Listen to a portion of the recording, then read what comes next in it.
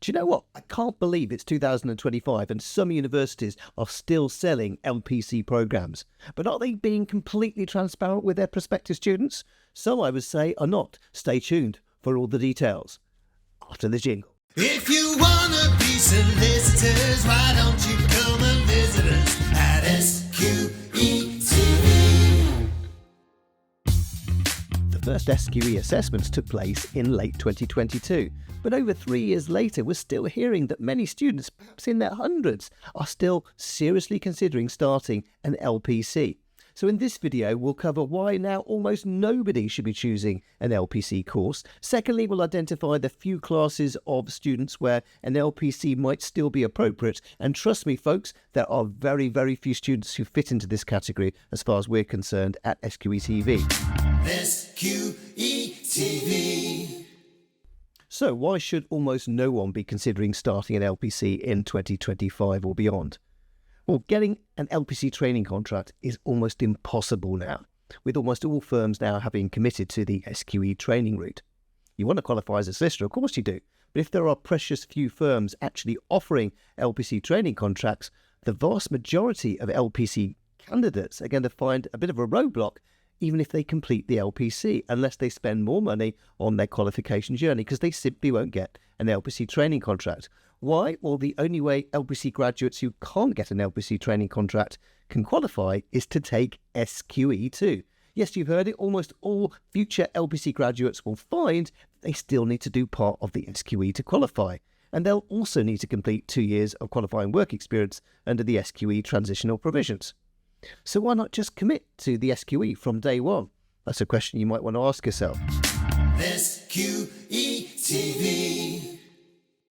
And here's the thing, even though LPC graduates would be exempt from SQE1, which is incredibly tempting of course given the very low national pass rate for that assessment, LPC graduates are failing SQE2 in far higher numbers than their SQE1 graduate counterparts.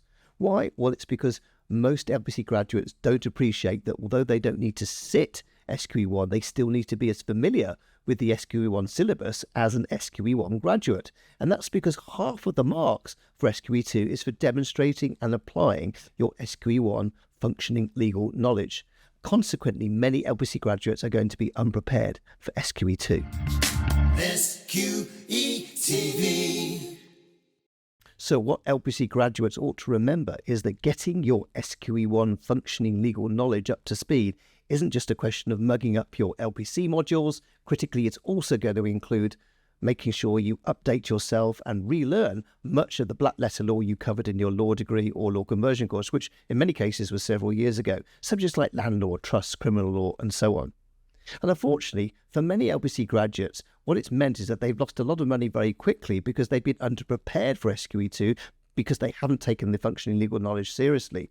And each attempt for SQE2 is going to cost them £3,000 at a time. Ouch! So why not just do an integrated SQE1 and 2 course from the get-go? That will mean that all your future studies will be much better aligned to the SQE pathway and the assessments.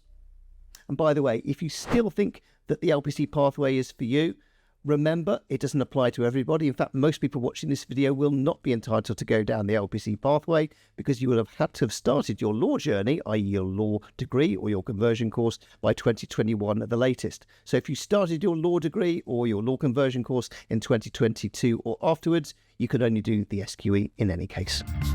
SQETV. So why are some universities still offering to start an LPC course in September 2025? Well, you're going to need to ask them that, particularly given all the reasons why we've said that it's only appropriate for a very small number of students, particularly the universities that aren't giving the health warning we're giving you now. And if they do give the health warning, the chances are it's buried towards the end of a video you may never even get to, or it's buried at the end of one of their LPC web pages that you're unlikely to read. I'll let you draw your own conclusions as to why that might be the case. SQETV.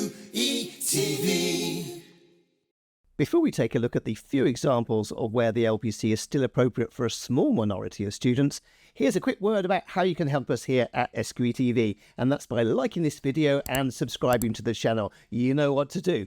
And of course, if you tap that notification bell, you find out as soon as our new videos drop. And we especially like it if you leave a comment after a video, particularly if there's a burning issue that you still may have following engaging with some of our content. SQETV. So, who are the students where we would say that SQE-TV should be seriously considering doing the LPC over the SQE if the course is going to commence in 2025? And for these purposes, we're going to assume that you satisfy the transitional provisions requirement of having started your law journey in 2021 or earlier. Well, we said there are two types of students where we recommend the LPC, nothing more than that. And it's students that are either ones who've got an LPC training contract guaranteed in the bag, and secondly, certain members, not all, of the neurodiverse community. So let's have a look at the first of those categories. Well, if you've got a training contract in the bag, there are higher pass rates for the LPC, and by a training contract I mean an LPC training contract. If you don't have one, you're going to face the problem of having still to go partly down the SQE route for the reasons we said before. But if you can go down the LPC route and have that training contract in the bag, you've got more guarantee that you'll qualify in the timeline that you anticipated, and it might be, but not guaranteed, it might be cheaper than going down the SQE route.